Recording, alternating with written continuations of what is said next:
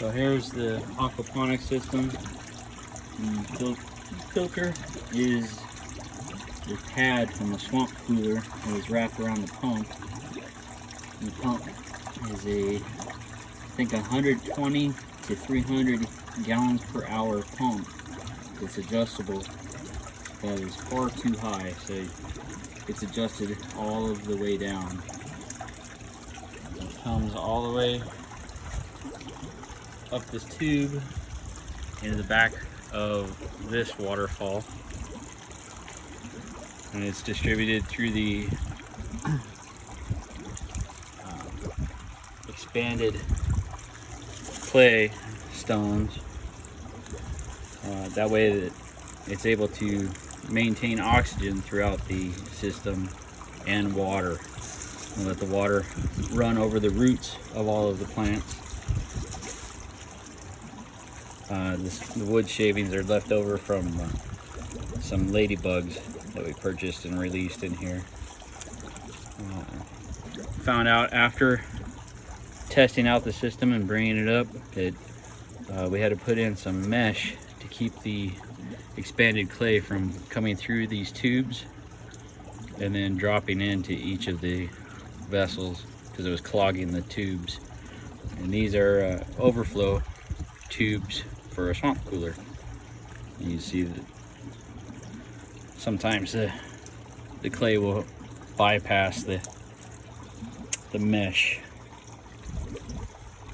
And you have to frequently clean out the sprouts. We have a elm tree that is very prolific in growing. But we have an assortment of strawberries. They do really well in aquaponics. This was a romaine lettuce that we harvested once and then it never came back, so we'll have to pull that out. There's another romaine. This is confetti cilantro. It smells wonderful, along with the traditional style cilantro. Some more romaine and holy basil. This is mini romaine, and another romaine that didn't quite make it after we harvested. So we'll pull that out and replace it.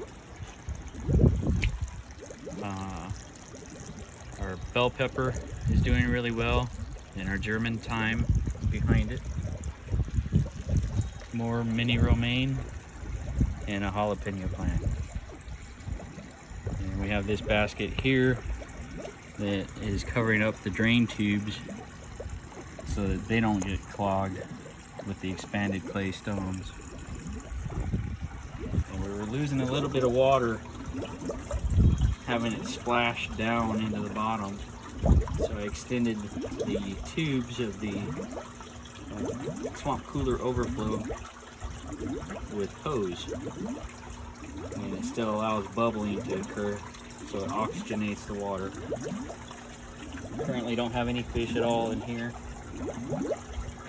This is just a 64-gallon tote, and the grow beds are the lid to the totes.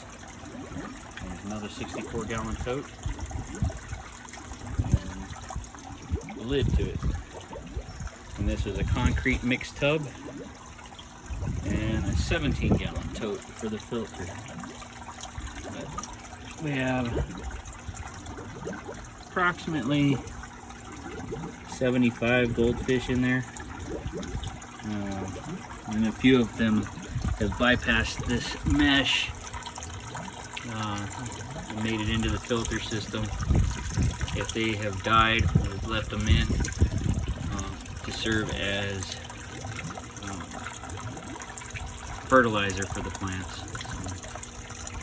So, yeah, that's it for today.